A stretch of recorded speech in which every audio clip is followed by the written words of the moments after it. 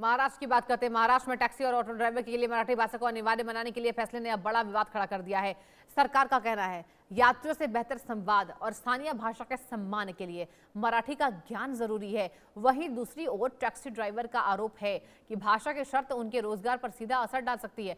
मराठी परीक्षा, लाइसेंस पर संभावित कार्रवाई और सरकार की नई नीति को लेकर विरोध लगातार तेज हो रहा है। सड़क से लेकर सियासत तक इस मुद्दे पर बहस छिड़ गई है।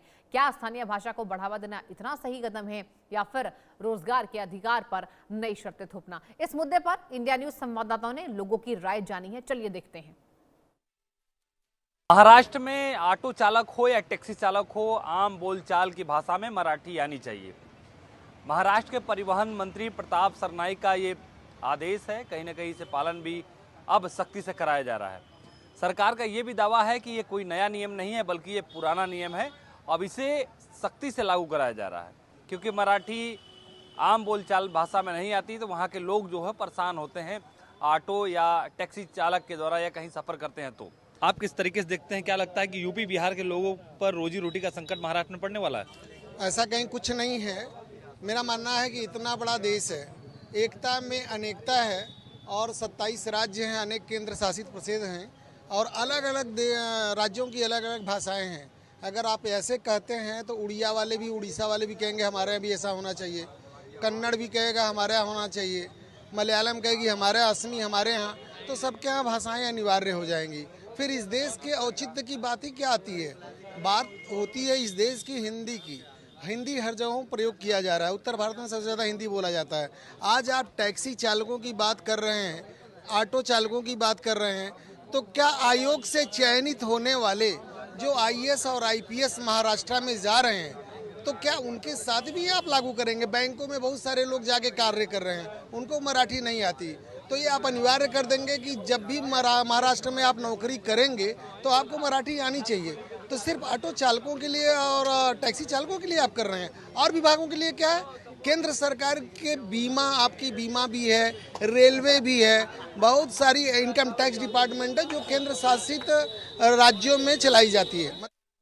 अजय जी, महाराष्ट्र सरकार ने एक आदेश जारी किया है कड़ा रुख अपनाते हुए। जो वहाँ के ऑटो ड्राइवर हैं, टैक्सी ड्राइवर हैं, उन लोगों को, जिसको मराठी अगर नहीं आएगी तो उन लोगों को राज्य से बाहर किया जाएगा। देखिए, ये तो सरकार ही ऐसी चल रही। पहले इसने हिंदू मुसलमान में बांटा, अब जात जात में बांट रहे, अब भाषा के हिसाब से बांट रहे। ये तो बांटने वाली सरकार ही है, इसके लिए कोई नई बात नहीं है।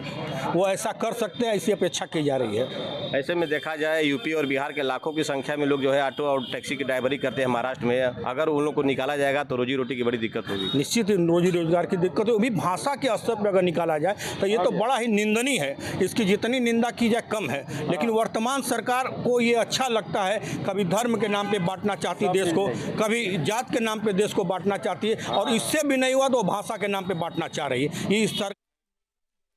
अरविंद जी, जिस तरीके से महाराष्ट्र में जो ई रिक्शा चालक और ऑटो रिक्शा चालक है, उनके लिए एक नया नियम लगाया गया है परिवहन विभाग द्वारा कि अगर उनको मराठी भाषा आ रहा है तभी वो चला सकते हैं।